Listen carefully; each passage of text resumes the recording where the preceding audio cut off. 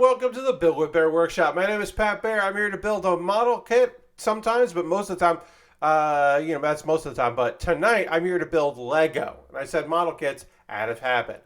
I'm going to throw the Bear Cave, the Lego, the Scythe emote, and the Tier 2 blue emote. If you are currently a subscriber, reply with those emotes. Let me see them in the chat. If you're not currently a subscriber, you can say hi, or you can use other people's emotes, or you can be a lurker and not say shit. That's also okay. Tonight's agenda on a Saturday evening is to work on some Lego. Ghost Valve is here and Lashberg is here. Welcome to both of you. Thanks for being here. Happy to have you here in the old chat. I've got the Exo Suit, which is a Lego Ideas kit. The Exo Suit, I'm building that right there. When that is completed, we'll move over to the Rocka Stealth Machine. This is from the Hero Factory line. It is a bagged product, and it will not take long to build because it only has 89 pieces. So we'll be able to compare and contrast two of these, this with the other kit. This one's a lot more colorful. The other one's, a little bit more, it's not realism. It's not going for realism, but it was more involved than this. But we'll be working on that next after that. And then that should be the stream. I think we're going to finish this kit for sure. And the other kit, if we don't finish, we'll build a lot of it. So that's the Lego part of the night. The conversation part of the night, we've got anime to talk about. I watched two shows. I watched 2 episodes of one because I missed a bunch of anime when I was traveling. So I got 2 episodes of one show, 1 episode of one show, because I'll watch the 2 the next week. I decided to split it up like that instead of doing 2 shows and 4 episodes. We're going to talk about some video game stuff. We will talk about the WWE live wrestling event that happened today, which they used to call pay-per-views, but they sell them mostly on their network, or people just watch them on the network, so now they're premium live events. So we'll talk about Clash at the Castle, a premium live event. We're going to talk mad shit about a CEO of a game company. We're going to talk a lot of shit about the now deleted tweet where someone was just like, just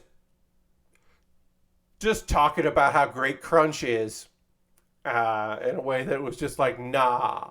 And then we might talk a little bit tonight about, I have a particular feeling on, I've never understood the, I want to play this on my console and I don't want you to play this on your console thoughts. I can understand I'm bummed that this is coming to your console and not coming to mine. I understand that part. I don't understand I should get this and you shouldn't. And I certainly have never understood I don't like that this is sold in this one store and not this other store. That one I've never understood. We maybe we'll unpack that a little bit because some of it came my way a little bit of like, oh, well, I'm not playing this game because it's only on Epic for PC. And I was like, that's not the reason to not play Saints Row, is that it's an Epic exclusive. You don't want it to be What? It doesn't cost you money. It's not like your computer can only have Steam or Epic. What are you talking about? Now, you can not like Epic as a publisher, certainly, or developer, sure. But to be like, no, I only want to buy from one store on the internet, just seems foolish. It's like, oh, I don't like that they're exclusive to Epic. You mean you don't like that the developer took money so that they could get the game out and then you get to play the game? Again, it's one thing if it's like, well, if you don't own a PlayStation 5, you can't play the game. And you're like, oh, that's a bummer. I'd like to play that. But then there are also people who are like, it sucks that there was that period where you could buy like a couple Final Fantasy games on the Xbox, and there were some people who were just mad about that. And it was like, why? Like, it's just a thing where it's like, as a consumer, it's so rare that we are looked after and we are the focus of anything positive. It's just so hard to be a consumer as opposed to someone that is selling a product, because we often are not the ones that people are catering to. So the idea that there are people out there that stand for corporations and companies just makes me sad. It just really makes me sad to be like, oh, you're so enthralled with the identity you perceive you have, that you have linked to this company, that like you have declared yourself like a brand ambassador for said product. And it's just strange. It's just weird. Like, if you don't have a financial stake in a company, what are you talking about? Why do you care? What? It's like, what? It's like, oh, well, I mean, it's like, oh, this game used to be only on this one platform, and now it's on multiple platforms. It's like, good, that's better. And again, like I said, I'm gonna reply on my own tweets, even if you were friends in here, while I keep ranting about this, and we'll start continuing to work on this set. But in general, like, look, until they make the point where, like, different online stores on the PC only work like on certain computers, it doesn't matter if it's on Epic or if it's on Steam or if it's GOG only or itch only. Like, I'm sure there are people out there. I have not encountered them, thankfully. So we got our little rover. We got our people here. We've got our Exo Suit, which we are working on the back of right now. Our lovely Exo Suit here. You can see we'll be able to put a pilot in there in a little bit. But right now we're working on some components here on the back. We got our parts knolled here, and so we'll be pulling what we need. But yeah, no, I remember this not too long ago, that there was a person out there on the internet that was saying, and there were people that agreed with them. It wasn't just like, because look, anyone could just say shit on the internet. We know this. I mean, look at me. I'm out here just saying whatever. But no, this person was talking about how they really like this game developer, but now this game developer sells things on multiple stores instead of just itch, and how like they sold out because you can buy their games on Steam. And I was like, but you paid money for their games, right? So they sold out a long time ago. It's just you, the person, don't have any icky feelings about itch, and you have weird like if you want them to be completely independent, you shouldn't be buying stuff from itch. You should demand that these people sell stuff on their own marketplace and not accept PayPal, because that's too much. But it's like, what do you mean you don't like? What are we talking about? Like, I'm sorry. It's always very fun when I get to the point where I'm not even saying proper words. I'm just so mad that I'm not saying full sentences here.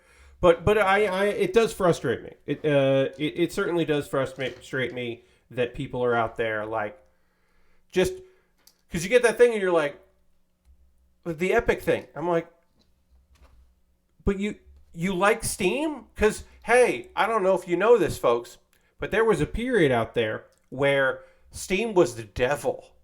It was this like, oh, you have to download this client and they're going to sell you games. You can't just buy the game. You got to like download it and get it from them. And like, what are they talking about? What are they even doing? You know, it's like, there was a point where for a very long time,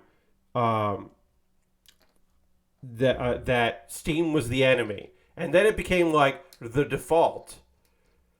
And I understand why maybe you would be like, oh, well, I don't like that I have to open up a different like store page to find it. But like, why are you? But once you buy it, Like, are you going and you're checking your Steam? You're not just like typing in the name of the game to bring it up on your computer. You're like going into Steam every time and double clicking on it every time, because that seems like a waste of your whole fucking day. You could just like not do that. I don't know. I didn't think I'd be ranting immediately on this stream, so I do apologize for the immediate rants. But I don't know. It just it irks me. It does. It does. And you know, like there's just so much shit in this world. There's so much awful stuff in this world, like debilitating, awful things.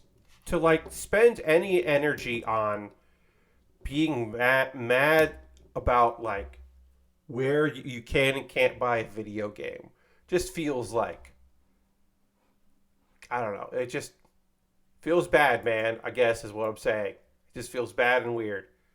I don't know. Buy game. Hey, support indie developers. Buy big games. Hold people accountable. All that stuff. While I'm in the like fuck this mood, I guess let's just get right into talking mad shit about Glenn Schofield. Because Glenn Schofield can suck it. Glenn can definitely fucking suck it. Glenn, if you're unfamiliar, he's the CEO of Striking Distance Studios, who are making the Callisto protocol. You may remember him from being the CEO that for some reason shows up at press conferences to support his video game. Instead of sending someone from, you know, a dev or the community team or anyone else, he's out there doing his thing. Well, he took to Twitter in a now since deleted tweet. And he said the following: I only talk about the game during an event. Which, that's just about like, hey, you know, people being like, why are you out there talking shit? Oh stuff. Then he says, we are working 6 to 7 days a week. Nobody's forcing us. Exhaustion. Tired. COVID. But we're working. Bugs, glitches, perf fixes. I assume that means performance in that case. One last pass through audio. 12 to 15 hour days. This is gaming. Hard work. Lunch, dinner, working. You do it because you love it. And he deleted that because people were misunderstanding him, is basically his thing. Now, obviously, fuck this dude and everything he stands for, clearly. But let's unpack this a little bit. Let's like look at it a little bit and you know, kind of think about it here. Nobody's forcing us. That's the CEO of a studio saying that. Now, no one is forcing him. No one is telling him. But he's the CEO. He's forcing people. Now, sometimes it's not, hey, we need you to stay. Hey, we need you to come in on Saturday and Sunday this week. No one says that. But they say, hey, we've got some deadlines we really need to hit, and we'd like people to be the team players, and come in. It's weaponizing passion. It's weaponizing love of an industry or perceived, or it's simply just trying not to get fired by the CEO because you won't come in, because you think maybe you shouldn't come in. You shouldn't be working 12 to 14 hours. The very fact that, one, that Glenn Schofield feels this way, shameful. And two, that Glenn Schofield thinks that was a thing that you type out and post on Twitter. Unbelievable. That he's just like, yeah, we got some passion. We got these vibes. We got this love. Like, we're doing it. I'm gonna let people know we're out here. This is gaming, hard work. You do it because you love it. It's like, no, you do it because you have a job and you're afraid of losing your job because you aren't in a union. So you can't be like, hey, actually, I work the amount of hours that you pay me for, and I work a healthy amount of hours, and fuck off. It's a fucking hey, we're making a goddamn Dead Space spiritual successor. Maybe we should all be able to fucking sleep. Delay the game if it's not ready. Again, as I said, Glenn did delete this. But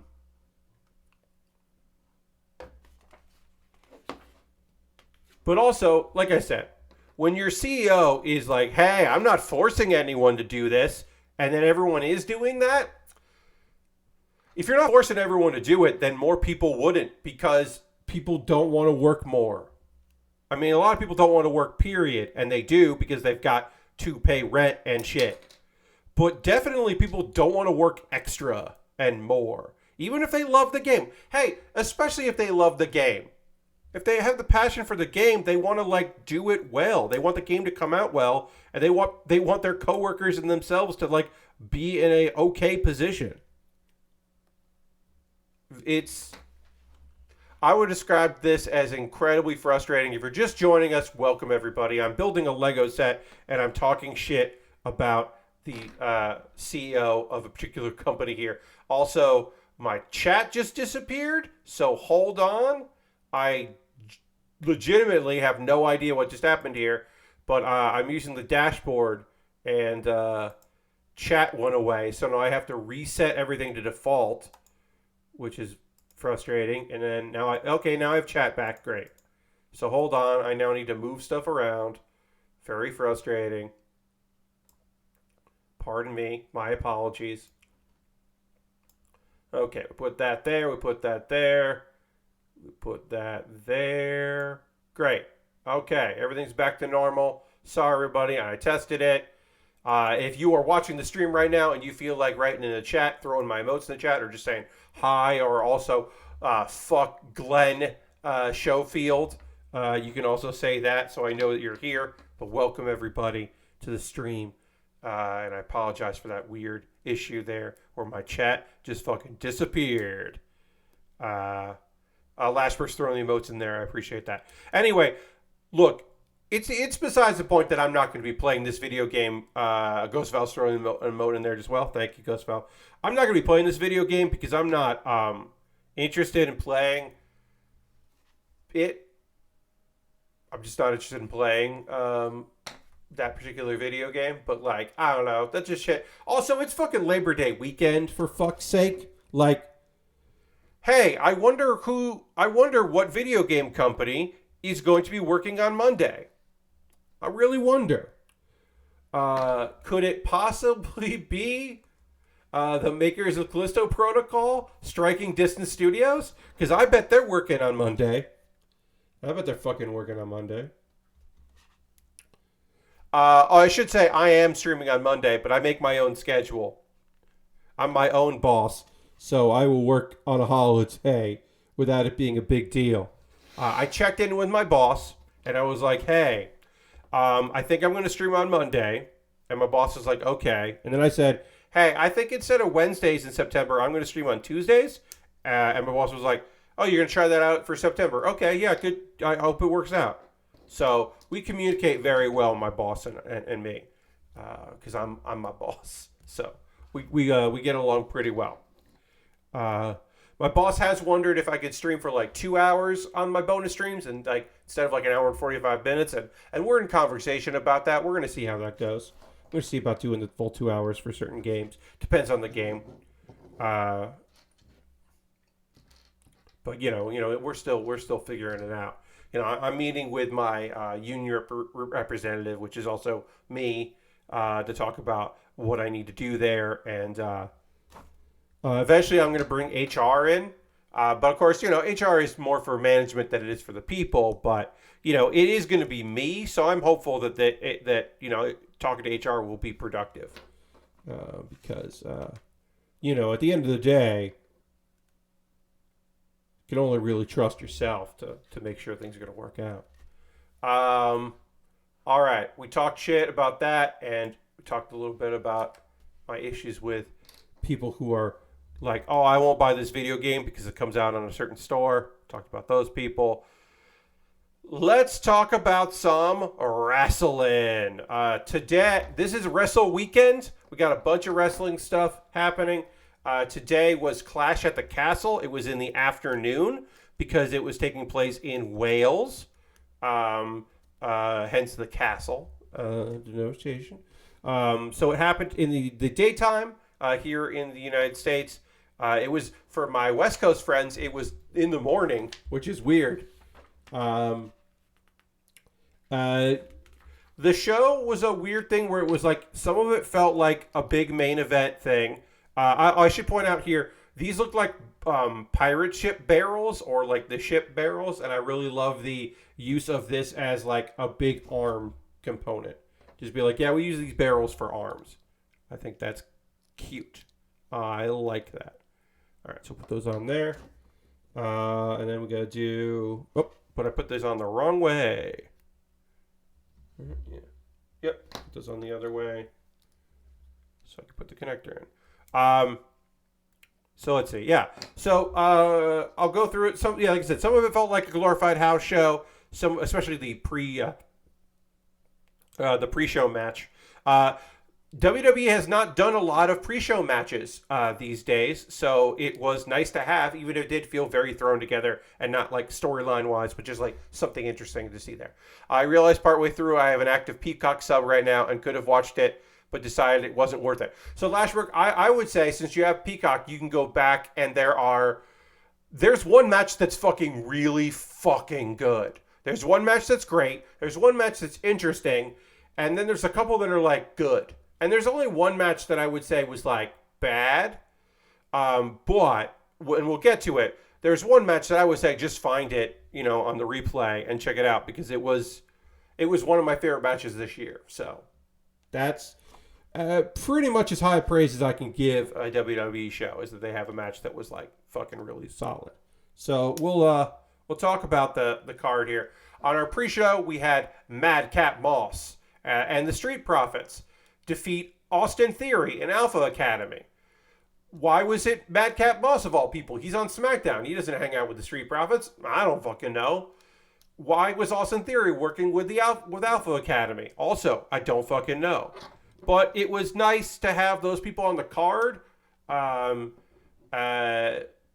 we haven't had a pre-show match in a while. Nothing really happened on it. It felt like a house show match where you're like, oh, that's kind of fun. All right. And Alpha Academy, that Doomsday device outside the ring was wild. Totally. Madcap Moss is fucking really strong. Like, I know this. I've known this before.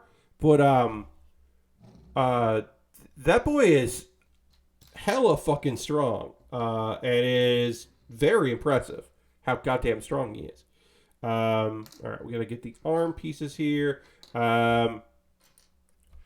So yeah, Madcap Moss and Street Profits won. I think it was like maybe just get Austin Theory on the card, and maybe I think maybe that is part of the reason why. I'm not really sure why he was there, but like, okay, he was. And yeah, that's about it for that match. Let's see, our first actual match on the card itself was Bayley, Io Sky, and Dakota Kai, who have not been called by name this, but their Titantron does say damage control. And at one point, Bayley was tweeting about being in control. So apparently their name is Damage Control, which is not bad at the name for a faction. They defeated Bianca Belair, Alexa Bliss, and Asuka, that's a real thrown together group of ladies, but sure. Look, if I was a British, a Welsh, United Kingdom fan, a Great Britain fan of wrestling, the fact that I got to see Asuka, that's incredible. Bianca's outfit was a nod to Layla, former diva, one of the few British divas ever, Layla. So that was very fun. Layla of Too Cool. No. What was their names? It was Layla had a name with it wasn't Too Cool. I don't remember. Layla and Lay Cool. Thank you. It was Layla and Maurice.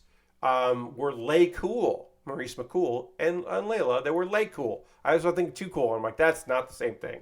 Anyway, her outfit was a nod to that. It was one of several nods that we'll mention tonight, which I thought that one was very fun. Looked good.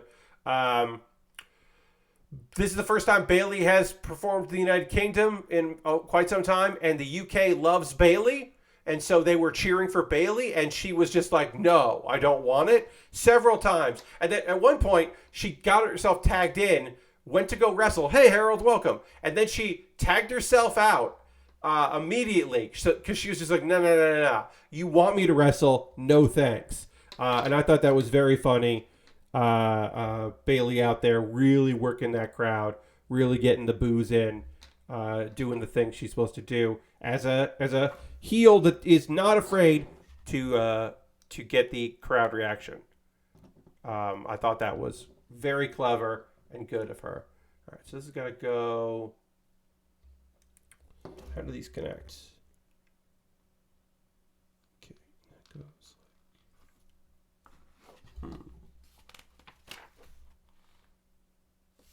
Ooh, there's two connectors on here that I did not do earlier.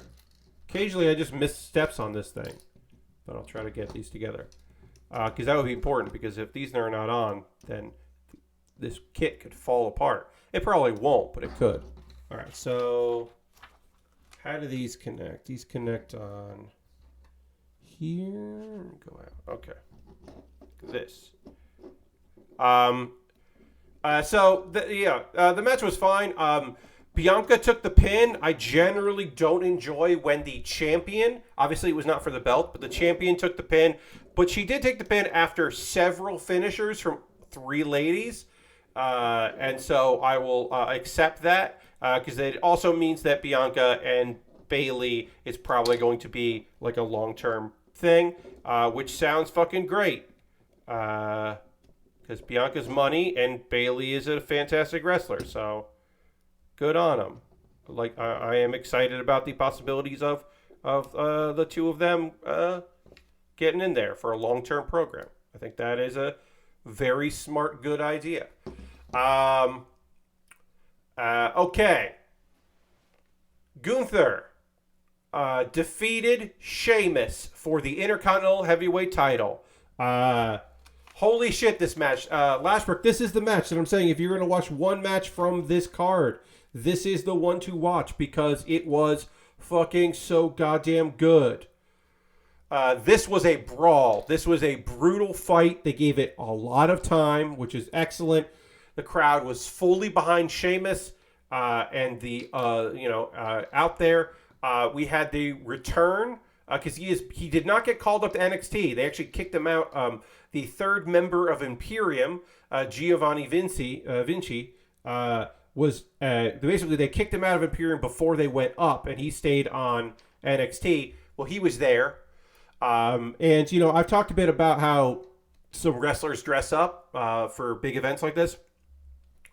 Gunther's dressing up was that he and the rest of Imperium wore all black instead of all red. I think he gets a new name to match. So I don't know if he's actually like. So they flew him out. And so that is a big vote of confidence. The idea that maybe he's going to fully be there, but it also could have just been something they did for this show, and he returns to NXT. I don't know. If he does come up, I could see them changing his name, but also Giovanni Vinci is fine. That's like a fine name.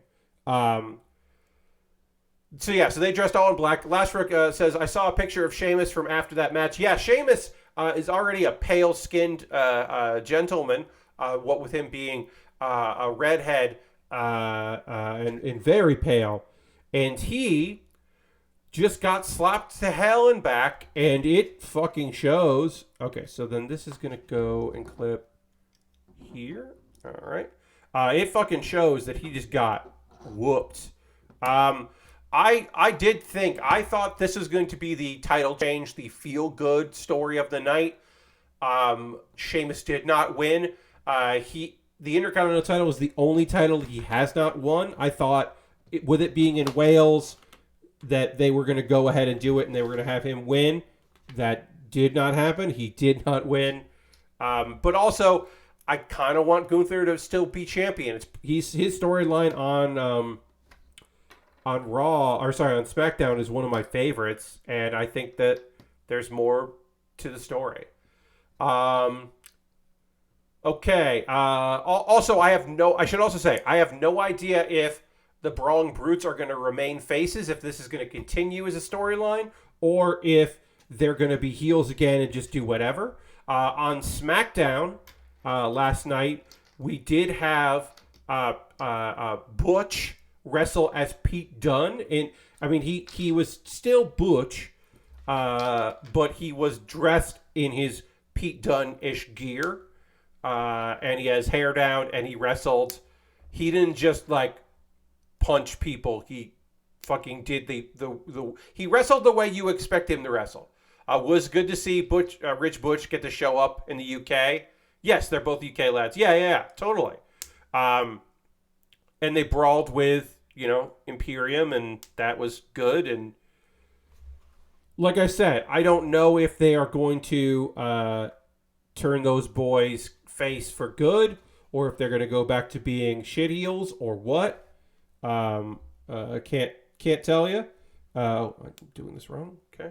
But I can tell you that it was a fun match, and I like these kind of gives no shits heels, or faces, I should say. These faces that are yeah, we're rough and we'll take you down, we'll take you on, no problem. We're not going to back down for a fight. We're just here to have a good time. I don't mind that as faces. Okay, so then we move on to Liv Morgan retaining her title, her SmackDown Women's title, against Shayna Baszler, which was a match that I thought there would be a title change, because I thought they were giving up on Liv. They're not giving up on Liv. They just gave her a strong opponent to face. Now, Liv's ring gear was an ode to Sensational Sherry's outfit at the 92 SummerSlam in the UK, which is fantastic. The outfit was. I immediately was just like, oh hell yeah! I see what you're doing there. Nice, Liv. Also, we don't. WWE does not talk enough about how great Sensational Sherry was. And then Shayna's ring gear was I did not get the reference, but it did look fucking rad. And her ring gear usually she does dress up for the big ones, which I've always appreciated about her. She does show up in good gear for the big fights. Imperial Fists, I think. Okay.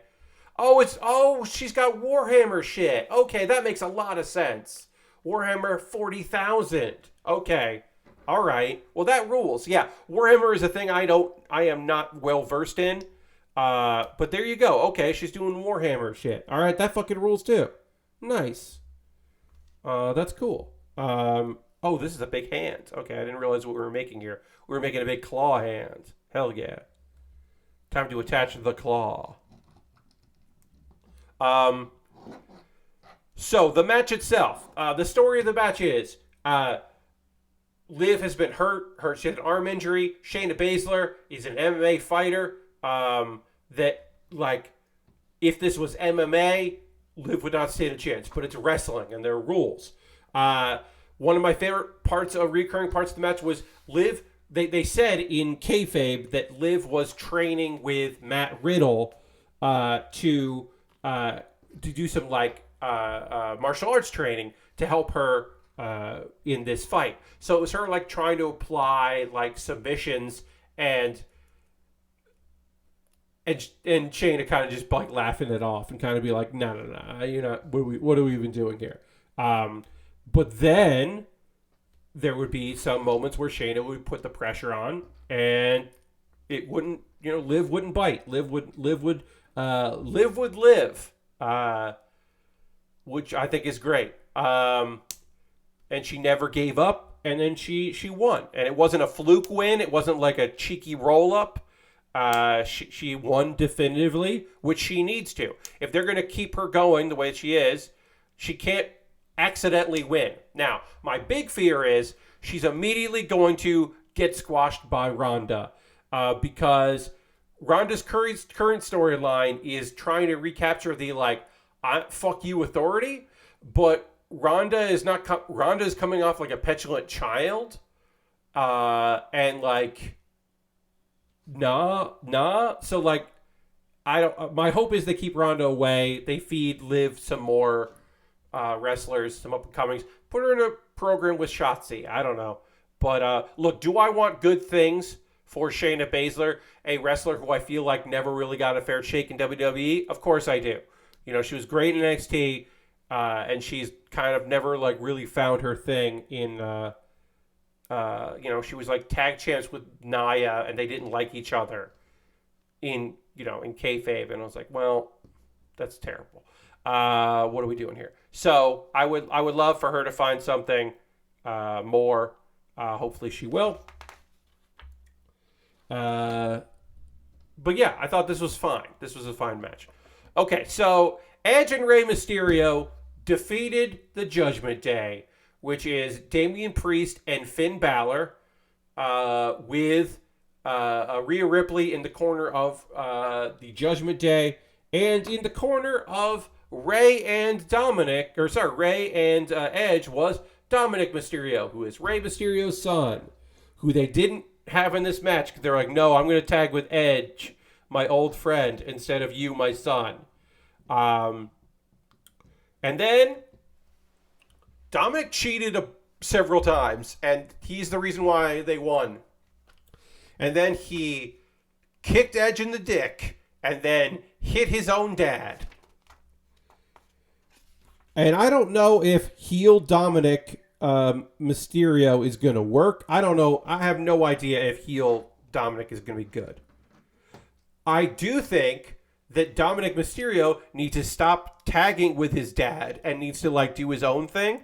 I mean, honestly, I think that he should go to NXT and like get some reps in where everyone doesn't have to do that. Face Dominic has barely worked. Face Dominic with his dad, one of the most beloved wrestlers working today, a legend, a living legend. A man who has only been booed when an audience realized he wasn't Daniel Bryan in the Royal Rumble. Because even as the filthy animals, people were still like, yeah, that's Rey Mysterio. I mean, I don't like his weird horn things that he puts on his head, but like, hey, it's Rey. I mean, the guy's just never been booed. Again, outside of, wait, you're not. What the fuck? That means that Daniel Bryan's not in this Rumble. Like, that's it. So, let's see. Where does this go? These things go. There's clips somewhere. Oh, I have to put clips on here. Sorry. Put some clips on this chest thing. Got to get our guns on here. Oops. So, anyway, look, Judgment Day is a mess. It's so weird that they talk shit about Edge when Edge formed the group. And then Edge talks shit about Judgment Day, but he formed the group, and none of it makes any sense. And the only good part, really the only good parts about Judgment Day, in my opinion, are, I think purple is a fantastic color, so it's nice to see purple out there. And also, Rhea Ripley is incredible. So I want Rhea Ripley to do good things, and that's a way for Rhea Ripley to do some good things, is to be in this terrible faction that I think is ultimately supposed to be helping Damian Priest, and I don't know if it is. Okay, Seth Rollins defeated Matt Riddle, which, okay, let's talk about Seth Rollins, because this is the last of our warsome gear that was an homage to something. Seth Rollins wears ridiculous gear to the ring. He's always, for a long time, he's had like a flames motif, but not like a but yeah, not like a flame like bowling shirt, but just like a suit with flames on it. And you're like, all right, that's kind of fun. You're doing something weird, but sure, okay, all right, dude. I guess. But in this instance, he was wearing this like flame outfit with like weird glasses and like a belt and like I was like, this is something. And then someone on Twitter, thankfully, was like, yeah, man. He's dressed like the guy that played Elton John in the movie Rocket Man was dressed, which is not necessarily an Elton John outfit, but it is for the movie. And that's a fucking deep pull. And then the match was fine. I think the second rope stomp looked great. That he came off the second rope to do a second stomp. You may know that I do not particularly enjoy Matt Riddle as a human being. He's Matt Riddle again, by the way. Got Matt back, so good for him. Yeah, I'm not a big Matt Riddle guy, so I don't care that Seth Rollins completely trounced him. And in fact, I think it's funny. But yeah, this match felt like the main event of a Raw and did not need to be a pay-per-view match. But I don't mind it. Look, there were a lot of belts that couldn't be on the line in this case because, you know, one of the Usos can't leave the country. So you can't bring the Usos out there. And then they put one of the women's titles in a 6-person. They didn't defend the brand new champs, women's tag champs didn't defend because they just won them. They could have won them there, but didn't. You know, the U.S. title, I don't know why. I don't know why the U.S. title wasn't defended, but there were a lot of titles that weren't defended, so I don't mind some matches that don't mean anything for a title. Also, Seth Rollins loses at pay-per-views a lot, so like, please beat Matt Riddle. That sounds great. Especially soften him up by using Randy Orton's off the rope DDT. Perfect. I guess they're not worried about what happens when you Google Matt Riddle anymore. Yeah, I mean, that always felt like that wasn't the reason. I don't know, but whatever. I also like that apparently Matt Riddle was like, yeah, it didn't bother me that they went by Riddle. That's fine. Theory was the one that they needed to change. They really needed to change that shit. Because, like, Theory is not a name. And no one compares Austin, thinks when you say, oh, did you see Austin's match last night? No one thinks you mean Stone Cold Steve Austin got punched in the face by a boxer, which is what happened to Austin Theory in this match. Spoilers. Anyway, we're done. We got some extra pieces that we don't need for this kit, which is nice, but we are done. This is our Exo, not Ecto, that'd be even cooler. This is the Exo Suit, which we have completed. We've got this kind of little the setting here. We've got our rover friend, and we've got our Exo Suit. I'm going to take a photo of this, and then we'll move on to the next thing. I got to get all these extra little pieces in the box. There's in the box there, because I'm going to save all these parts, because this kit is worth money. I could get somewhere around $40 to $50 for this. So eventually I'm going to sell it. I donate all of my Lego, but in this case, I'm going to sell it. All right, so then we'll get that. I'll just get a photo like that, and I'm going to get a photo with standing up. Anyway, our main event. Hey, I just want to point out that Karrion Kross and Scarlett were flown out to Wales, and they did not do anything in the main event, except at one point they looked at Drew. Sweet work if you can get it, my friends. They came out to sit at one point in the audience like they had been there the whole show, and they didn't have to do anything at all. Fucking rules. Because they didn't do anything at all. And people were expecting them to maybe get involved in some way. Because the idea was like Roman Reigns, one of the stories of this one, Roman Reigns was all alone.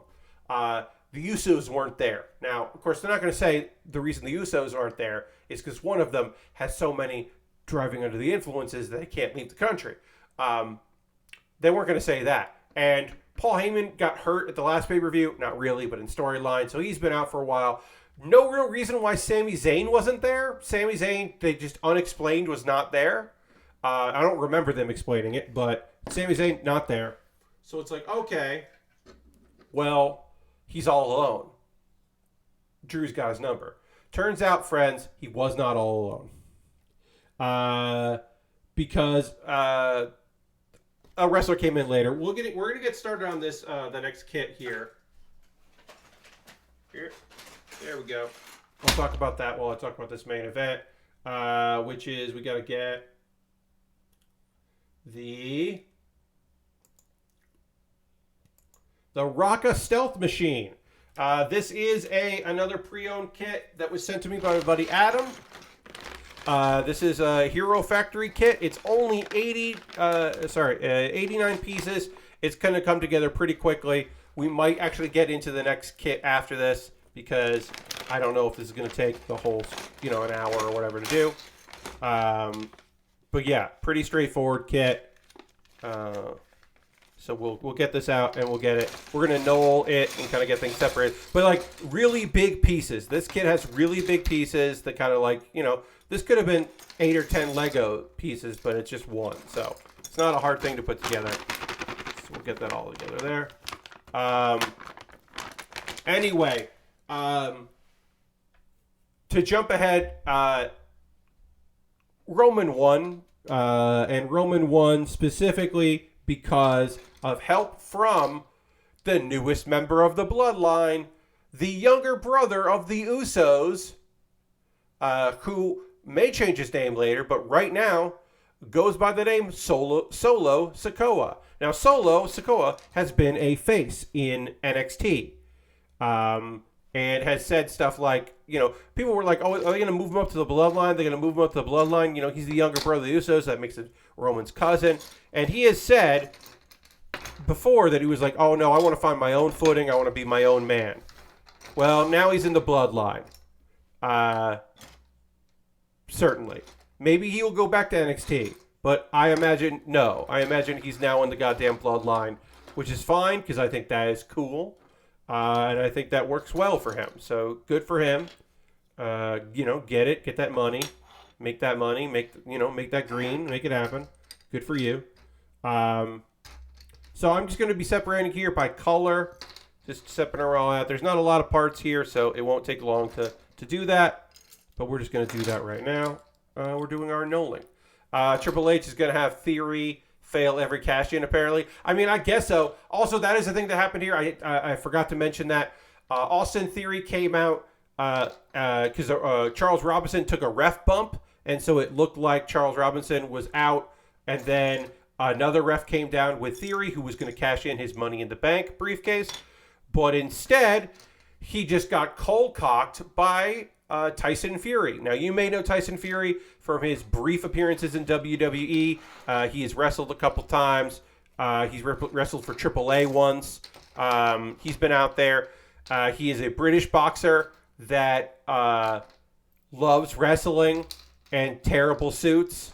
And he was in the front row and just fucking punched Austin Theory out, and then Austin Theory was done and did not cash in, and it was pretty funny, and the crowd was very into it. Earlier in the night, you'd seen Tyson, earlier in the day, Tyson Fury checked in with Roman Reigns and checked in with Drew, and whatever. And apparently Drew doing media was like, hey, I told him to leave me, stay out of my business. Anyway, Roman won, and I assume that Solo is going to join the family. Now, if you're like, Pat, that sounds like a terrible way to end. You've got Roman Reigns defeating the Scotsman in Wales. Like, the crowd must have been, so sad and stunned and mad and bummed out. That's just such a weird way, because Roman, I should point out this, folks, Roman got fucking booed. There was no, love for Roman. Roman gets mixed reactions these days because he's a cool bad guy. And he's, doing stuff, and people are on board with it. But, people are on board with his shenanigans. But in this case, no. No. This crowd was like, we love you. We are we love that you're back. We love that you're doing what you like. We like Drew. We like Drew McIntyre a lot. We don't like you, Roman. We are not going to cheer for you, Roman.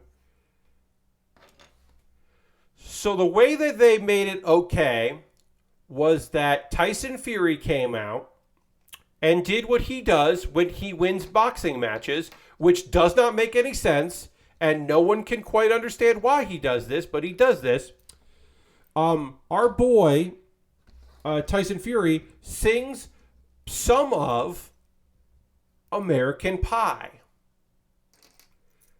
And so he does that. And then he's like, hey, Drew, it's okay. You did good. You didn't win, but you did good. Which feels weird, but sure, say that. And then Drew and Tyson Fury, Drew sang several parts of Don't Look Back in Anger, which the crowd sang along with. And then that's the end of the pay-per-view. That's how it ended. This event ended with like a little bit of a sing-along, which does feel somewhat relevant for a British crowd, but mostly feels condescending and weird. All right, so I'm looking for... There's only so many parts here, so I don't know why I can't immediately find the part I need, which is the part that covers this. There's only so many parts here. Here it is. So anyway, that's a weird end to a pay-per-view. Roman didn't lose. I don't know who beats Roman ever until Cody comes back. I guess it's going to be fucking Cody Rhodes. I kind of can't imagine it would be anyone but. Oh, also, hey, check this out. We're working on the Rocka Stealth Machine here. It's got a little bug friend that does the bounces. It bounces around. It moves around when you put pressure on it. It can fly around. So we got that. Got our little Crawley friend. I don't know anything about the Hero Factory line. I don't know anything about these things. I don't know what I'm building here, but we are putting it together. And that's fine with me that we're putting this thing all together here. Can put this thing on there. Wait. Oh, it goes on this way. Okay. But yeah, so that was the pay-per-view, and it was weird, and I don't quite know exactly. Hey, Lord Crashington, happy to have you here. Welcome. I don't know quite what to make of it. Like, Lord Crashington wants me to hit the dance button. I will in just a second. Give me 1 second, and the dance button is here.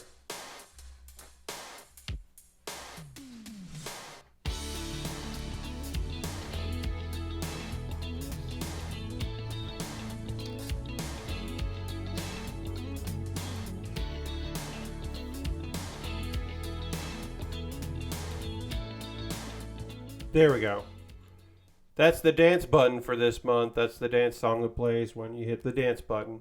Thank you for using your channel points for something like that.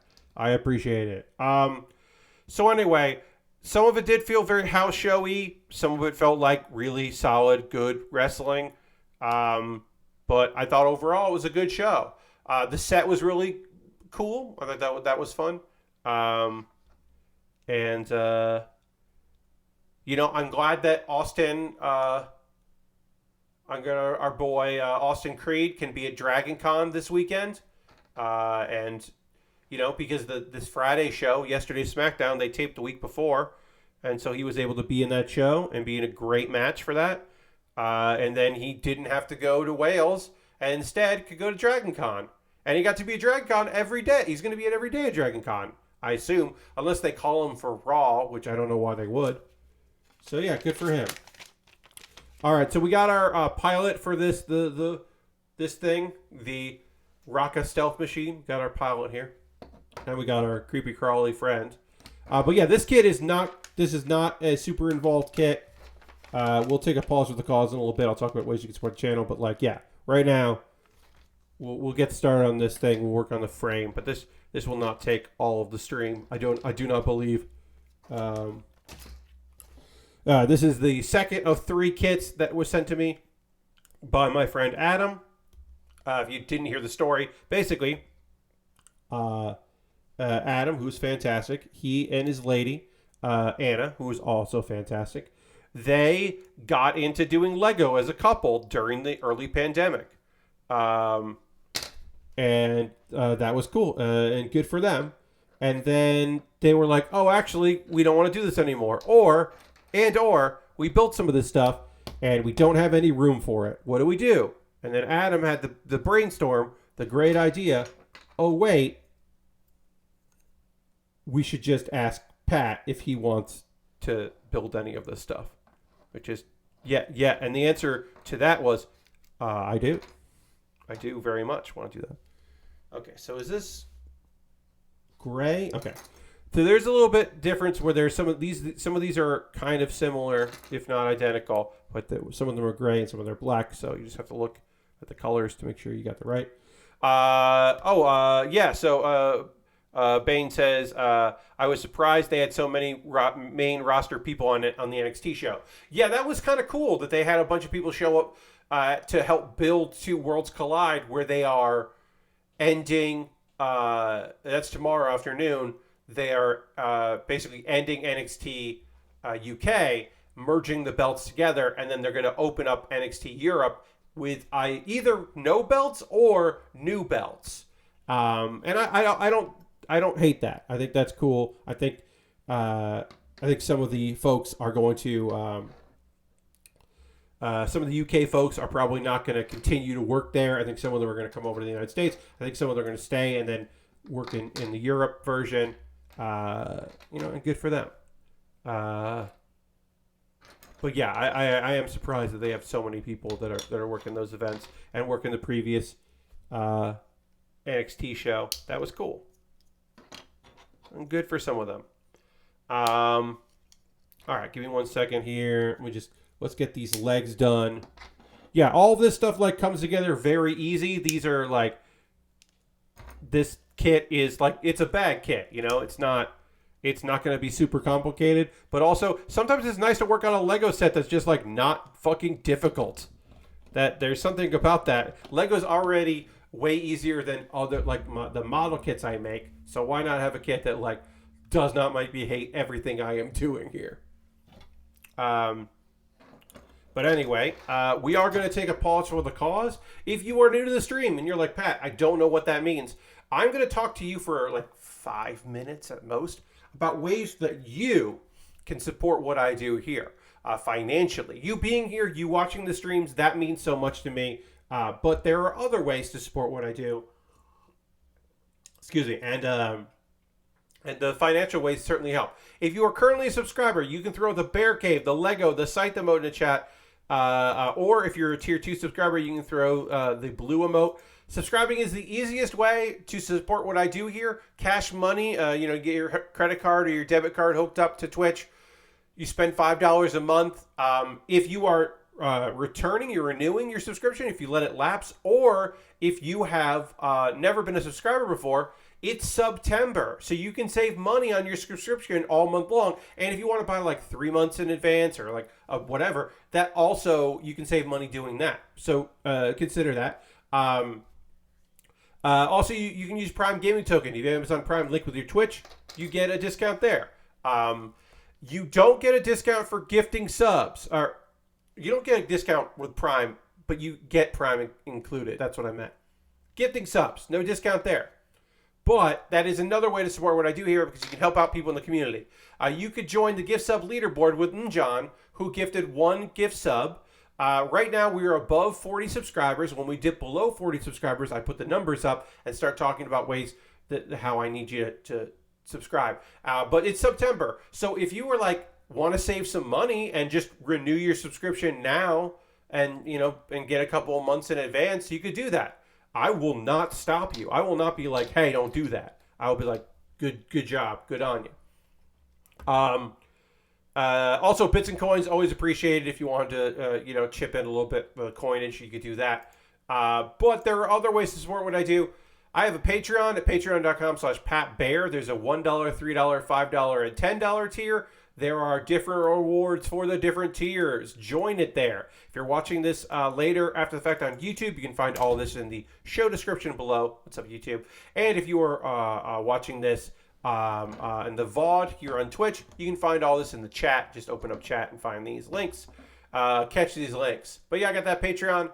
I have a YouTube channel, as I mentioned, youtube.com/PatBear. Obviously, subscribing is free over there. But you could join if you wanted to. If you wanted to, you could jump in and join for $2 a month, and you get my Wednesday videos on Tuesday. So you get them a day early, which is pretty cool. Consider that. So we got Patreon. Yeah, good there. Oh, also, so those are monthly ways to support what I do. But maybe you just want to like throw a couple bucks my way now and again. You want to just like a tip jar. I don't have a tip jar, but I will take tips in the form of sending money to my PayPal or my coffee or Stream Elements. Everything I make through direct donations, through YouTube, which also includes AdSense, so watching my videos helps me, through Patreon and Twitch. All of those things, all of those monthly subscriptions, the one-time subscriptions, all of that goes to me buying model kits and equipment. What I'm currently building... Whoa. Oh, hey! We got a cheer! I forgot what that sound effect was. So thank you so much for that cheer. And cha-ching. Thank you so much for that. I forgot what sound effect that was for cheer, and it freaked me out for a second. But thank you, babe, for that. I appreciate that very much. Bits and coins, always appreciated over here. What was I saying? Oh, yeah. So the kit I'm working right now was a gift from a friend. And anything that is sent to me by a friend, like as a gift or by the community, purchased from one of various means, jumps the queue. I'm working on this instead of... I've got some fucking cool-ass model kits that I would love to be building right now.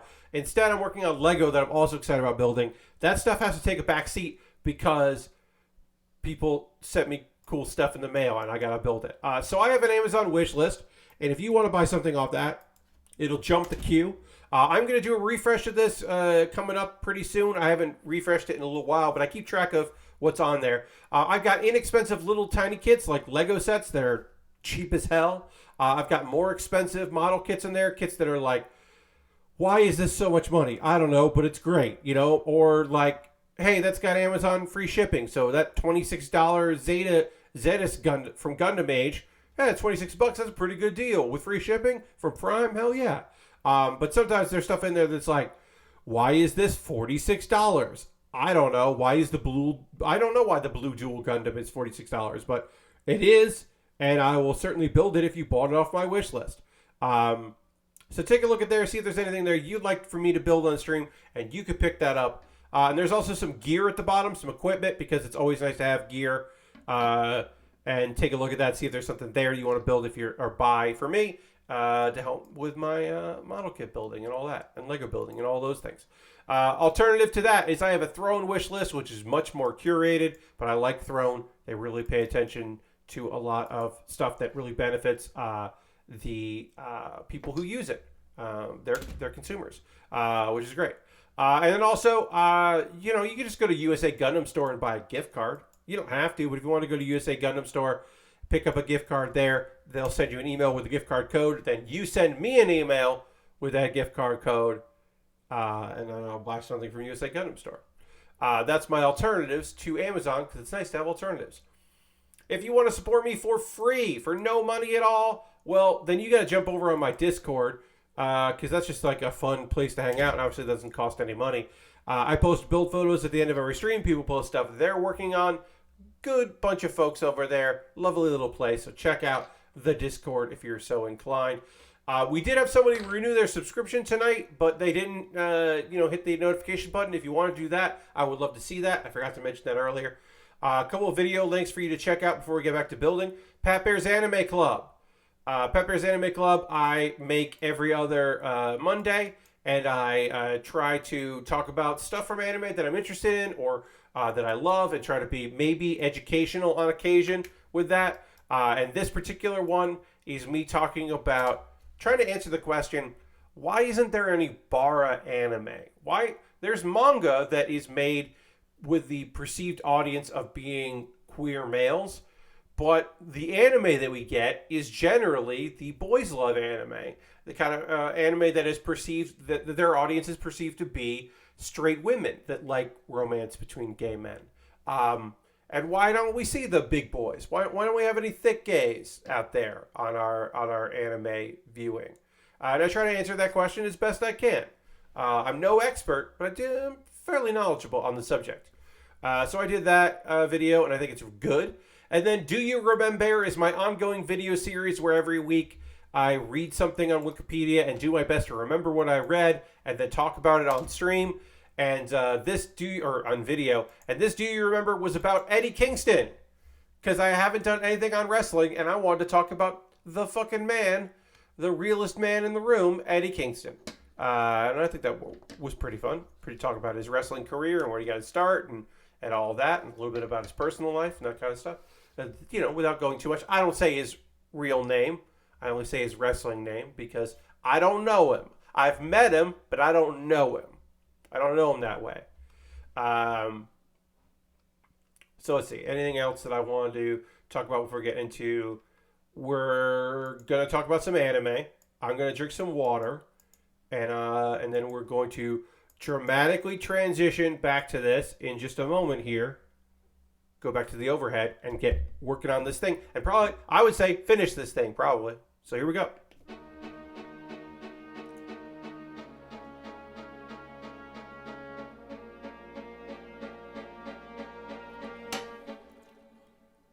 Water. It's pretty great. I recommend it.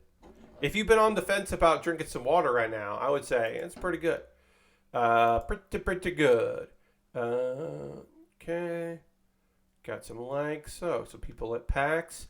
PAX West is happening this weekend. I am in FOMO. I am missing out. It's my second PAX West that I have missed. No, it's my first PAX West? Yeah, because yes. No, it's my second one. That's right. They did one last year, and I didn't go to that. And they did PAX East for the first time this year in a while, and I didn't go to that. I went to Unplugged. And if you're asking yourself, Pat, are you going back to Unplugged this December? I think I might. I got to find out. I got to wait on some stuff. I got to see if there's some people out there that would want that for me and want to make that happen for me.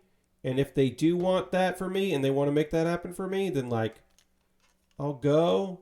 But if not, I won't. I think that's kind of how I'm playing this.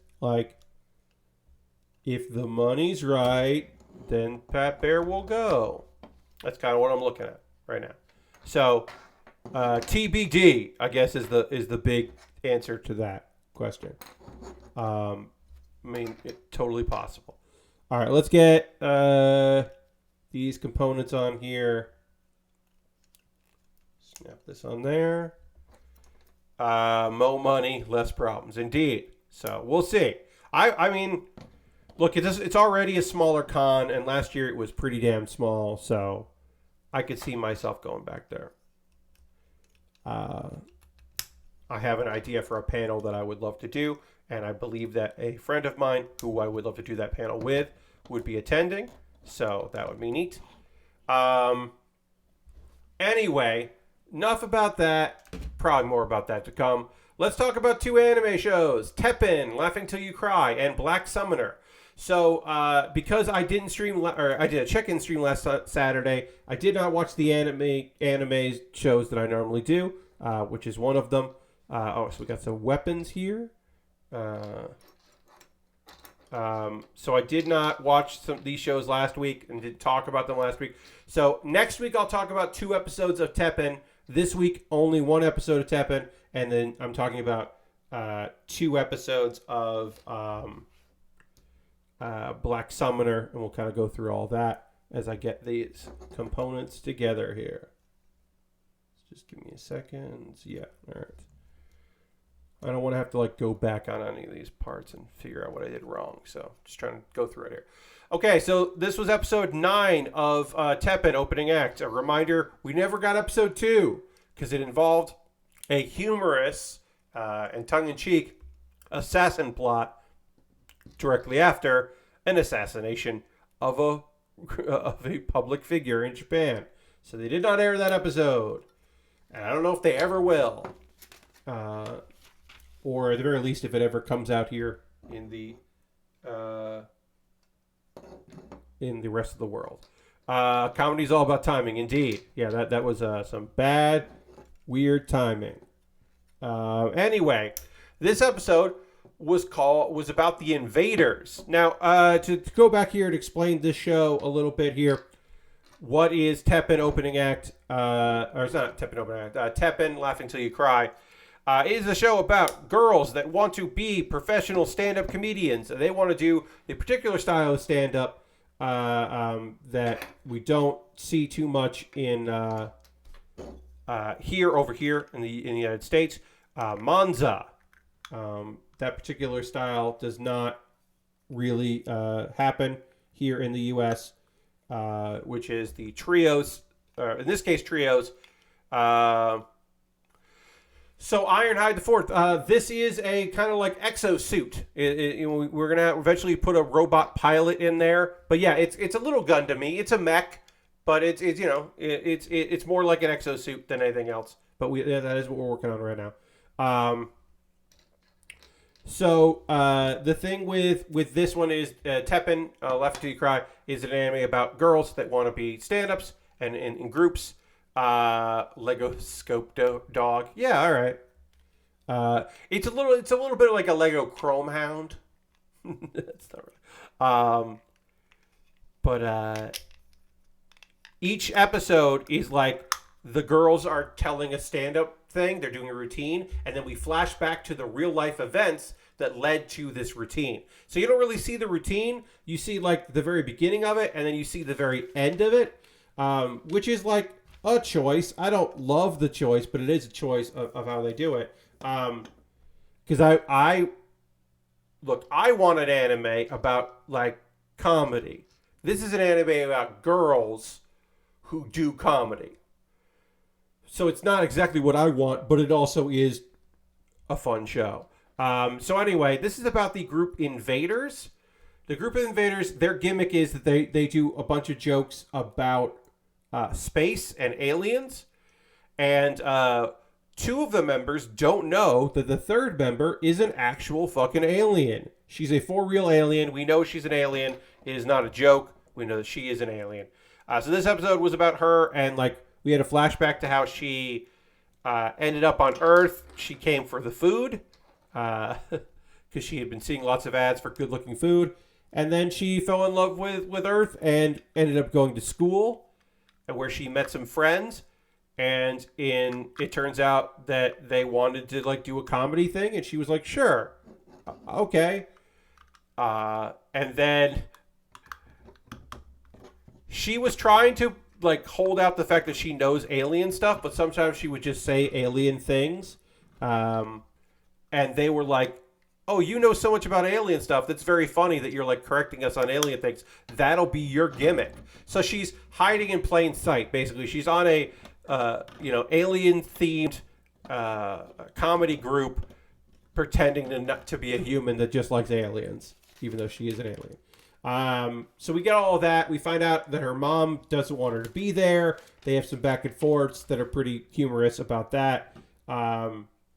Eventually, it comes down to her being like, look, I'm experiencing all these things, and there's all these like amazing things on Earth that I'm learning about.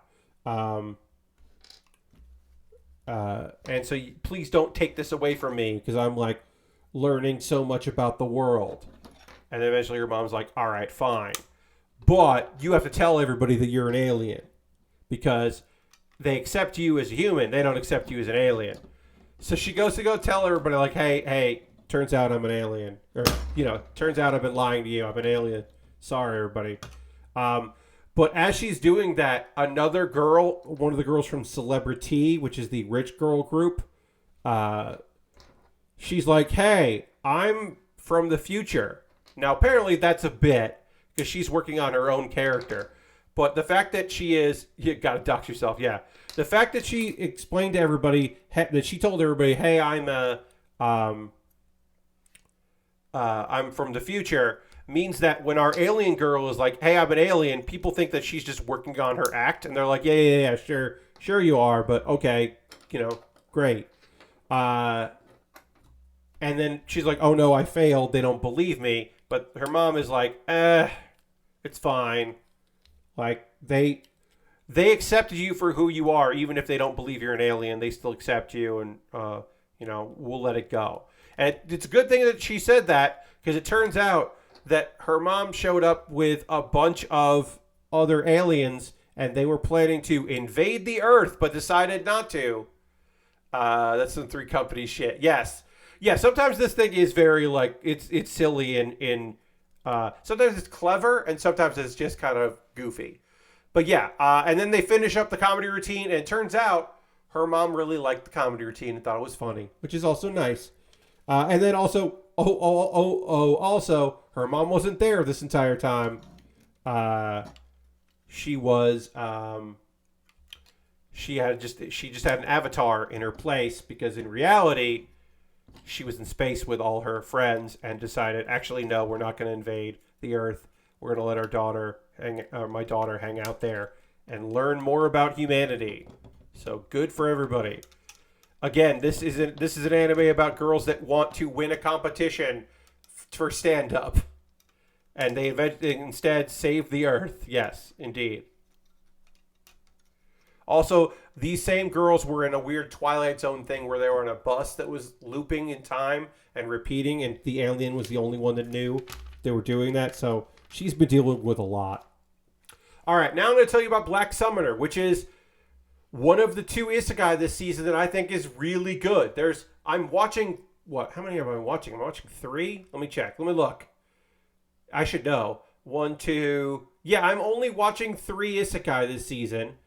Because I don't have Netflix, so I'm not watching Isekai Uncle. I would like to watch that one, but that's on Netflix, and I don't have Netflix right now. So this one, Black Summoner, got 2 episodes for you.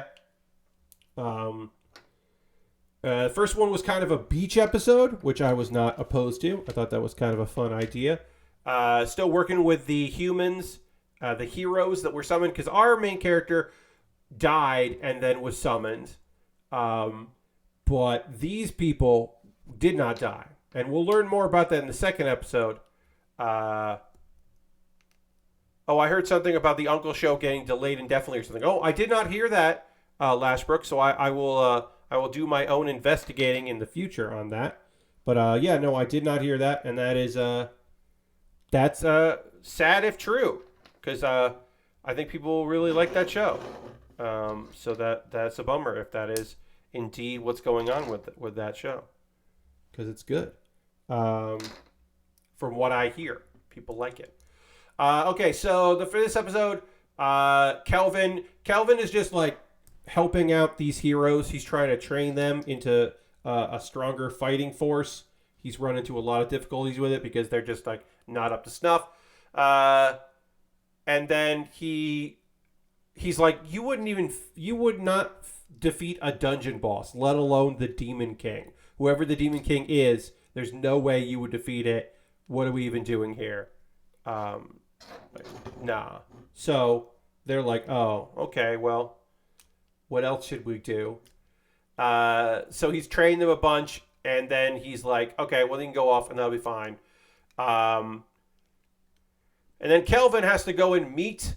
he gives them necklaces that he enchanted to help them out, which is, kind of him. I put this on wrong. Sorry, everybody.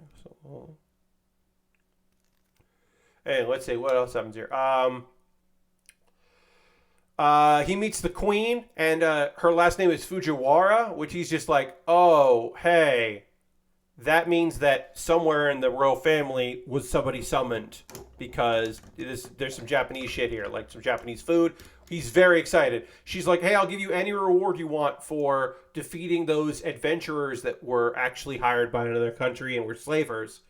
And also, hey, you defeated a dragon recently. So, like, what do you want? And he's just like, rice. I want rice. That is not a thing that has happened a lot, that I've run into a lot in my time of watching. Actually, I did the wrong piece somewhere here. Sorry, everybody. Hold on.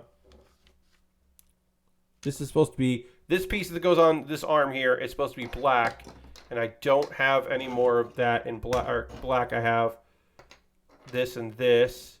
So is it the front skirt part that is wrong? All right, I'm going to go back here and figure this out. Oh, it's this top piece is wrong. This is the wrong color. Okay. So yeah, he gets rice. That is a thing that has happened a lot in these kind of stories where turns out Japanese folks are psyched about coming to a different world, but not psyched about not having access to rice there. And also the elf gets taught some Japanese cuisine, which she's happy to learn because he's happy to have that in his life. And then, so he rejects the queen's offer to be her personal, bodyguard. And he's just like, no. And then he has a lot of money from all of this, and he purchases a big house, and he hires 2 of the people that have been kidnapped to be slaves. He just street hires out, including the young lady from before, which is very fun. Because she was cute and fun, and then she and her mom now work for him in the house. So now they got a big house, and they got some people working there, which is cool. And okay, sorry, I'm just trying to get this thing together here. Okay, all right, we got our one arm done. Now we're gonna work on the other arm. As I said, this thing is not difficult to put together. We are gonna finish it within the hour. Let's see. Other things about this episode. Also, at the very end, Melfina, who is the reincarnation goddess that it was out looking for an avatar so that she can be summoned by the summoner, she shows up with her body, and then he summons her. And now she's there. And then in the next episode, which was episode 9, which was the new episode for this week, because I was behind on episodes, as you may remember, so things are now like, it's time to learn more about this goddess in physical form. She would like to be called Mel, because if they call her by her goddess's name, Melfina, people are going to be like, wait, you're real? And they're like, oh no, we don't want that. So she goes by Mel now. She can eat food, and she gives, because she's got a body, human body. And now she can award Kelvin with grace because he's powered up now. And she has a physical body. And her grace is once a month he gets at a get out of jail free card where if an attack, like a surprise attack, would be fatal, it won't hurt him. I'm reading the manga of this, and we've hit a point now where I had forgotten about this in the manga. And I'm like, oh, cool. I forgot about this get out of jail free card that he's got, which is going to be important for him at some point because he's about to be betrayed in the manga. In the anime, he's just like, oh, that's helpful. Cool. Thanks so much. The other thing he can do is he can summon reincarnations, or he can summon from the other world, which he is not excited about. He doesn't think that he should. He also is just like, hey, I don't like the idea that you just like take people from another world and dump them here. It's one thing for me. You asked me when I died. It's another to summon. It's like, why do you even do that? I could just defeat the Demon King. And so she kind of like does a lore dump where we learn that like, okay, well, the Demon King, when a Demon King is chosen, and there always is a Demon King, when Demon King is chosen, they are powered up significantly, and they lose every sense of reason, and they just want to destroy stuff, which is bad, which obviously sounds bad. And then they are invincible. And the only people that can defeat it are people that are not bound by the rules and laws of that world, which in this case is people from another world. So that's why there are summons. And he's like, all right, well, I'm going to summon someone, but I'm not going to like summon somebody, like do the like distanced summon. I'll do the whole reincarnation summon, not the transport one. And then some cool techno music plays for, shits and giggles. We don't, they don't hear it, but we do. And he summons a young lady. a young lady gets summoned, and then we learn about her. Her name is Rio, and later we decide that she's going to be Rion. And Rio is Rio has a sob story. She's very excited about being reincarnated because she died in the hospital. She had been sick kid for all her life and never got to run around and explore stuff. And the only really comforting thing she had in her life was she had books, adventure books. So now she's living that adventure. And he's like, okay, great. And we'll find out more about her. But he's like, you're my half sister, because you kind of look like me. You're my half sister. So just call me like whatever you want to call me. I think she goes with like, I forget. Harold just resubbed for 58 months. Thank you so much, Harold. Gonna hit the applause there. Let's throw the Bear Cave, the Lego, and the Scythe emote there. Harold, thank you for subscribing for 58 months. That's so many goddamn months. I appreciate you very much. Thank you for that. That's just so many months. There's so many goddamn months. But anyway, she calls him Big Brother, which is fun. And yeah, we get a whole flashback about her life and how this is her second chance at life, which is like sweet and fun. It's a little weird because, like, I don't know, he did just summon a dead spirit from Earth. Basically, he's like, yeah, welcome to the team. He always wants new people. And she does change the dynamic, I can say, from the manga. And I think that's good. And we'll see more of her in the next episodes. Now, that was episode 9, so, there'll be 12 episodes of the series. We're hopefully going to, get to something good that we'll all like about this. But overall, I've been enjoying this series. I think it is pretty fucking fun. And I look forward to seeing more episodes. And then, of course, I'll get caught up with the other stuff soon. And that's it for anime. That's it for our anime chat. If you missed Thursday's stream, I did talk about Witch from Mercury, which is the new Gundam series that's debuting next month. The prologue is out on YouTube, on Gundam Info. Also on Gundam Info, available in subs from many different countries with subtitles. All of G Gundam is up on Gundam Info, their YouTube channel. If you want to watch G Gundam, you do you. If you want to watch that shit, you can watch it. It's a weird series, but feel free to go for it. But yeah, if you want to check that out, you could. What's this ball? Oh, I can hold a ball. That's weird. Oh, and I can like shoot it, maybe? I guess. I don't know.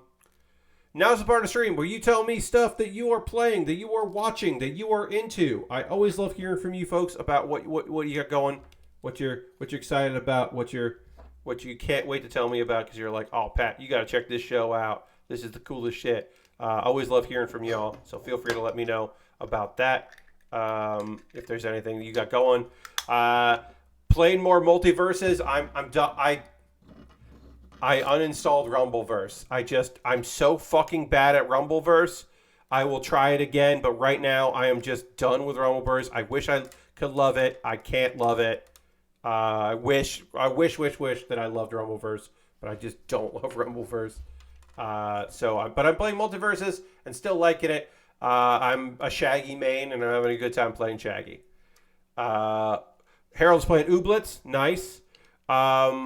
That's cool. I've been thinking about just fucking playing, but I've held off. I have thought about just playing, and saying fuck it, and just continuing with Arcade Paradise, but I'm waiting to do it on stream, so I have not checked out Arcade Paradise since the stream, but I do want to at some point.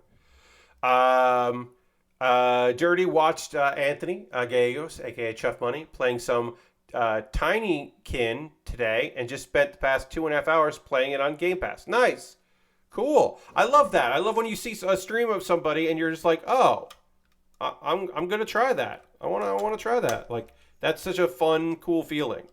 I'm glad that worked out for you. Lord Crash has also been playing Tinykin on Game Pass, which is a rad 3D platformer with some Pikmin in there. Yeah, I've heard about it. I believe, I want to say Vinny Caravello was playing it and talked about it on the podcast. I want to say that. I don't remember, so please, let it go. Let me pass. If it was somebody else, I don't know. It does hit a bad spot on my brain for completionist. Oh, okay. I don't have that, luckily. I've never had that, and that's good, because that would really wreck my brain. But I can understand if you got that going on. All right, we finished the... Hey, guess what, friends? This was a quick goddamn build. We completely and totally finished the Rocka Stealth Machine. You watch the WFM prologue. I think it's interesting setting. Looks like exploring transhumanism more than the Gundam usually does. Yeah, I would say new types are going to be more important than they have in a while. Again, Witch from Mercury, I'm not going to get into spoilers other than say that it's an affecting prologue. But yeah, I think new types and transhumanism are going to be an important element of this one, which we haven't seen as much. Because, like, Iron-Blooded Orphans, it was the thing of, like, they didn't really say that. They're just like, hey, some people are good pilots. Some of these space orphans are good at this. Like, that's kind of as far as we get. I mean, that's generalization. That's a big generalization on my part. But we finished this thing. This kit is done, so I will take some photos of this. You started Secret of Monkey Island to get ready for Return of Monkey Island's release in a couple weeks. Hell yeah. They have a nice little booth there at PAX West, it looks like. So that's cool. Happy about that. All right, I'm going to take an overhead shot of this thing, I think. Do that. Go over here. I got to put my passcode in because my phone is newer than... It doesn't have the thumb recognition anymore. All right, yeah. So I'm just going to take this photo here. All right. So I guess we'll get started a little bit with the camper van. At least we'll look at the camper van and I'll kind of talk about it a bit. I don't know, actually we probably won't start building the camper van, but we'll get into it with the camper van. Because we finished 2 Lego things. That was a quick build. So let's bring up the van. The Lego camper van is this kit is a double pre-owned because my buddy Adam built it and then took it apart, but he also bought this kit used. The Steam version weirdly doesn't work on modern PCs. Had to do some compatibility stuff. That's the bummer, Lord Crash. So yeah, so you can see this is a well-worn kit. This kit was pre-owned when my buddy got it. One of my favorite pieces is right there, which is just like the sink piece. That's just like a custom thing, and a giant brush that's not to scale. Y'all, I don't know shit about Monkey Island. It's been a long time. I know that this is within the grumpy gamer, Ron Gilbert's. Ron Gilbert's basically this is a sequel to a previous game, and there's some other games that don't matter as much because they weren't part of this because I didn't work on them. So I'm not 100% sure about it. I'm not a big adventure person. I think King's Quest rules, and I think Sam & Max was great, and then the new Sam & Max stuff that was now pretty old, was also great. But I was never a big adventure person. This is never my thing. Return is a sequel to 1 and 2. Well, there you go. Okay, so, because this was a pre-owned kit, I had to do some shenanigans. Which is bagging, sorting. Because this kit has 1,334 pieces, I can't just put them all over the table, right? That's just not going to work. It just doesn't work at all to just lay them out all over the table. Oh, sorry. Why is this being weird? There we go. Sorry. Overhead light got weird. I hit it with a box and it got weird. So I took out every part because he just sent it to me in a couple Ziplocs. It was broken down. Very nice of Adam. Not to send it, as is, but that way it fit in the box. We do have 2, fairly fucking large things, and it'll, you know, it's gonna be like, hey, here's the parts you need, and you just go to town. Like, it would probably be in my best interest to have like a giant table with all of this, but I don't have that. So what I'm going to be doing is, I will be going through the, one here, and I will be, for Monday, because this will, we'll really get into this on Monday. I'll go, okay, I need one of these, and I need one of these, take it out in the bag, and I will start knolling myself like small, and I'll go through like, I don't know, 20 steps, 30 steps. I'll go through a bunch of steps because it doesn't make any sense for me to sit here and go, okay, I need this long one in gray and this long one in red. Let me get the red bag out. Let me get the gray bag out, and going it bag by bag. So I'm going to just do it ahead of time myself and start sorting. So I went ahead before I did this yesterday while wrestling was happening. So while SmackDown and Rampage were happening, I went through and I started like just sorting all of this by color, and then the stuff where there's not a lot of it goes in the miscellaneous, which also is some of our cloth fabric for like the windows and stuff. That goes in there as well. But it's like, yeah, I only have so much orange, so I can put that in there and it'll be fine. And then like this fabric piece that's for like the pop top, like that's where I can go. A rubber band, I don't know what the rubber band is for, but I've got that. And then I'll find them when I need them. But like, yeah, like I have a decent amount of this. Hey, this kit has a lot of white, so here's all the white. And I kind of separated by that. If I had an incredibly large table and I wasn't streaming, I could see myself just having these out and just knolled and all that. But like, this makes my life a lot easier.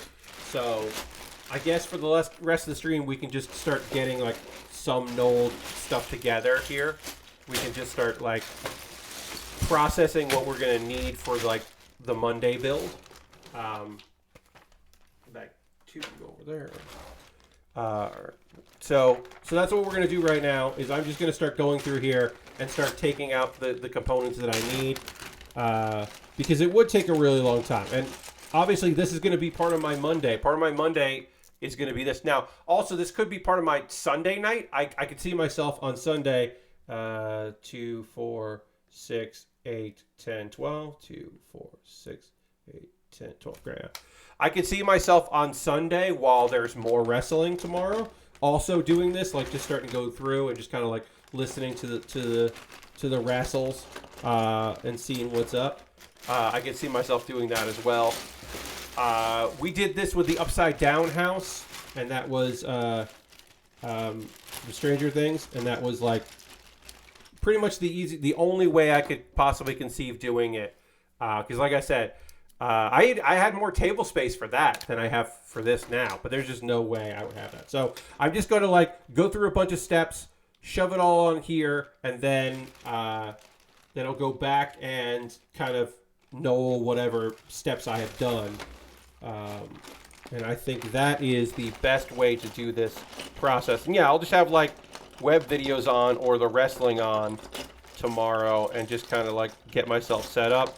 And then if we hit the point where I've like gone through everything I need to go through and didn't get, and I still have more to do, then I'll go back and know more of it on stream. But if I can save myself time for y'all time watching me slowly sort through bags looking for pieces, I think that is a bonus for everybody.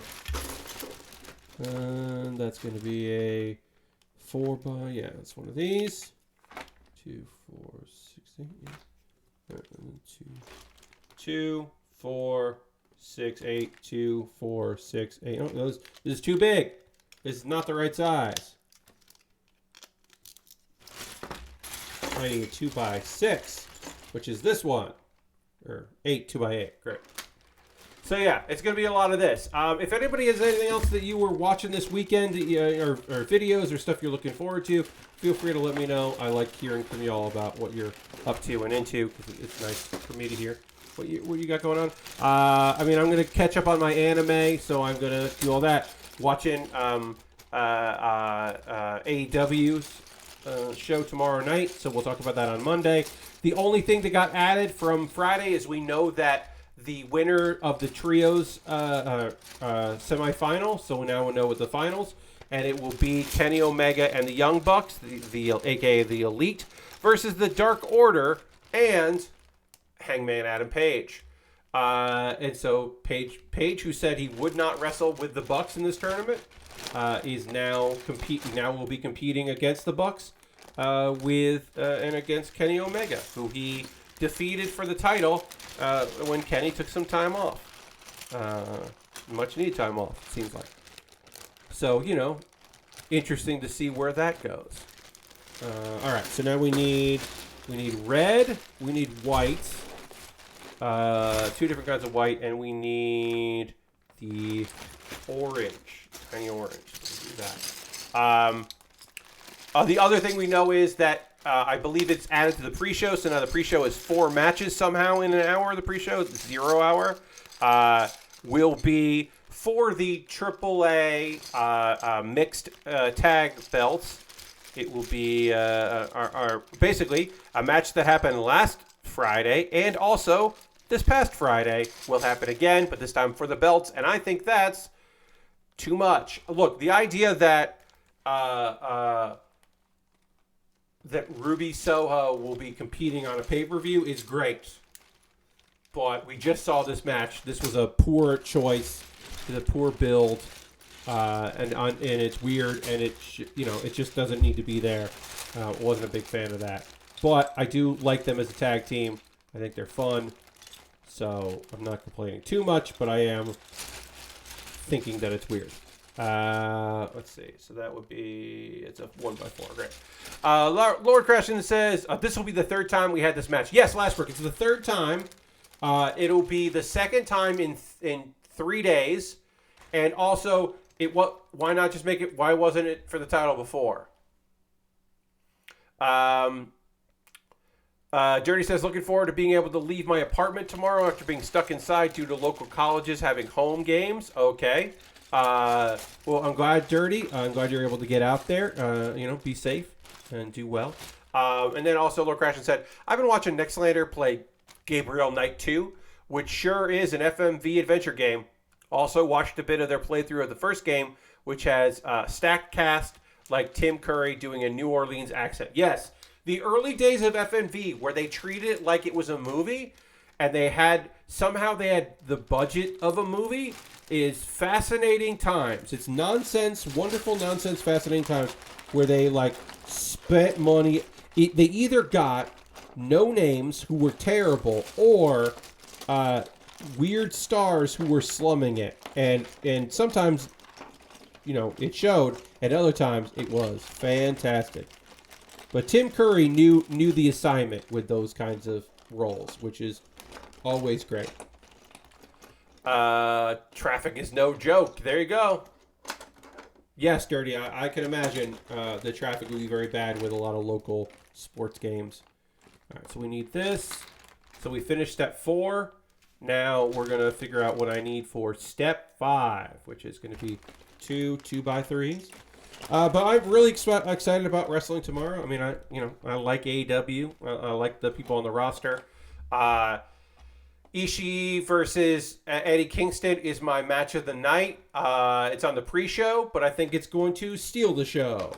I am so hyped for that match, and so happy that Eddie Kingston doesn't have to wrestle Sammy Guevara, and instead gets to fight someone that he really wants to fight in an environment in front of a crowd that's going to be super fucking psyched to see Eddie. I'm just super pleased about that.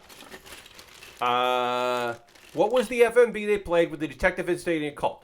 Oh, shoot, Dirty.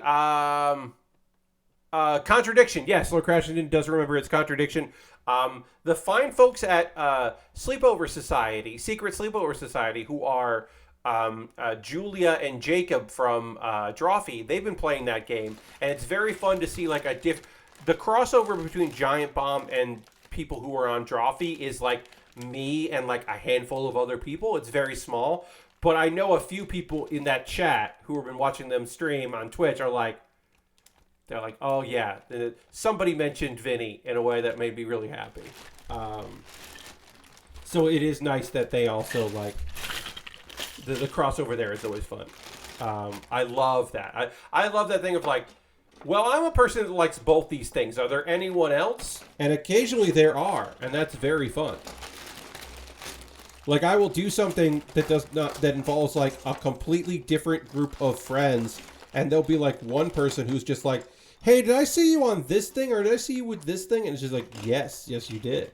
Makes me very happy. Like the brief appearances that I have made for Loading Ready Run, like during the pandemic, there were a few people who were just like, hey, wait, I know you. You do Giant Bomb stuff. And I'd be like, yeah, yep. That always made me happy. People didn't know.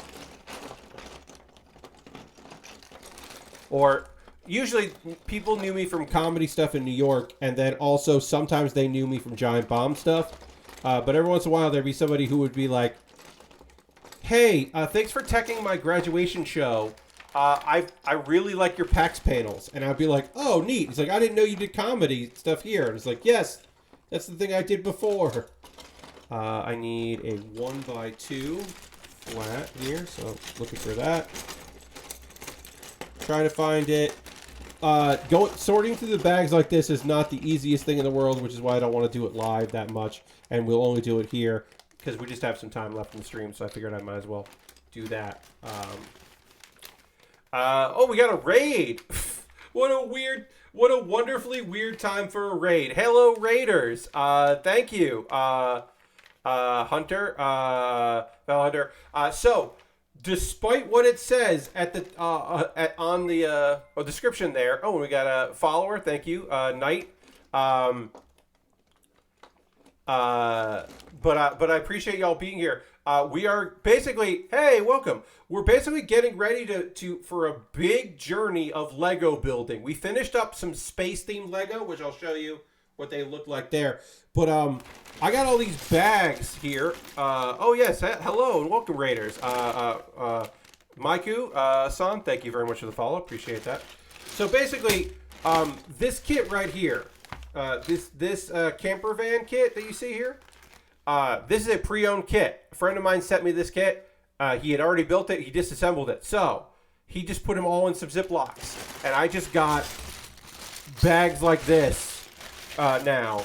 Because I went through on my own time and I knolled all of it. I separated all of it in sections to get it all together. And then put them in, and there's a bag of like miscellaneous here. And I put them all together. Because that's the only way I can accomplish this. And so what I've been doing on the stream, hey, thank you, Irmak, for that, is I've been taking the parts that I just went through some of the steps here, and I separated them. Yeah, it's a very cool camper. It's a Volkswagen camper van. So I separated some of this, and what I'm going to be doing before my next stream on Monday is I'm going to go through and do like 30 or 40 steps and take out all the parts from the individual bags and then knoll them together so that I can just go step by step through all the parts I need and just grab them look at it by color and all that. So that I don't, while I'm trying to build this 1,300 piece kit, have to constantly be going through bags, because that's not a fun experience for people who are watching. And it's also not a fun experience for your friend Pat, who has to do the building. But I did a little bit of that. I got up to step 7, I believe, here. So, oh, we got another follower. Thank you very much for the follow. Appreciate that. If you are new to the stream, hello.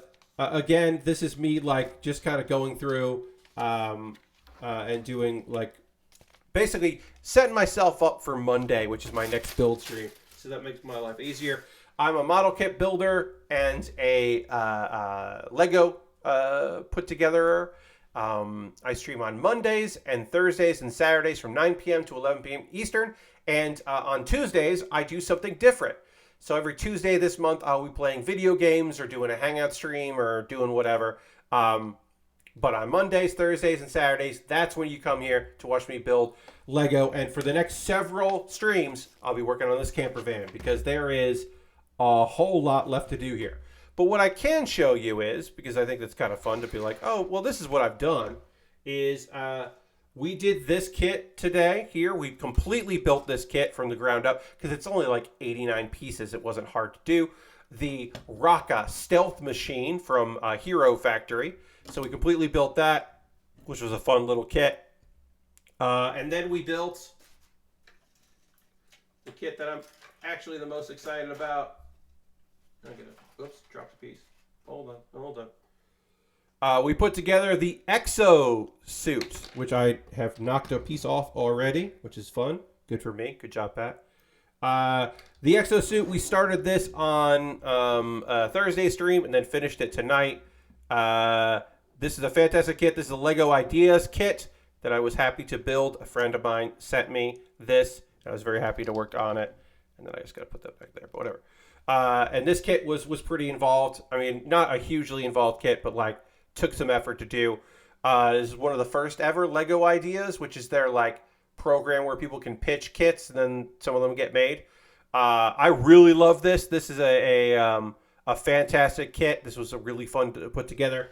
It comes with a little rover, a little something that's like kind of a dog and kind of a turtle, just a little robot friend, which is very fun. And this was a really fun kit to put together. And the nice thing is that this kit is pretty rare.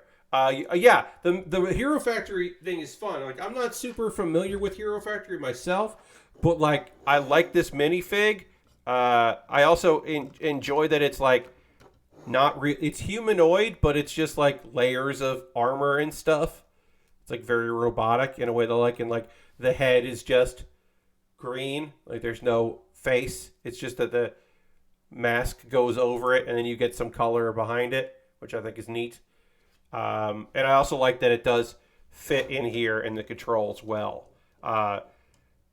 I think that LEGO does a very good job of that, of like being like, oh yeah, well it's piloted, and so we'll make it easy for you to pilot it. Also, there's something very silly and fun about the fact that there's just like a gun on the head. Just the top of this kit just has a gun there. Like, it's just like, yeah, we put one gun right at the top. Like, it's got a big claw and it's got a big thing that shoots a ball for some reason. But also, yeah, we'll put a gun there. Sure. Oh yeah, and then there's also this trap thing on the back, which is pretty neat. But this kit was really easy. Like I said, it was 89 pieces. This kit came together real fast and looks pretty okay.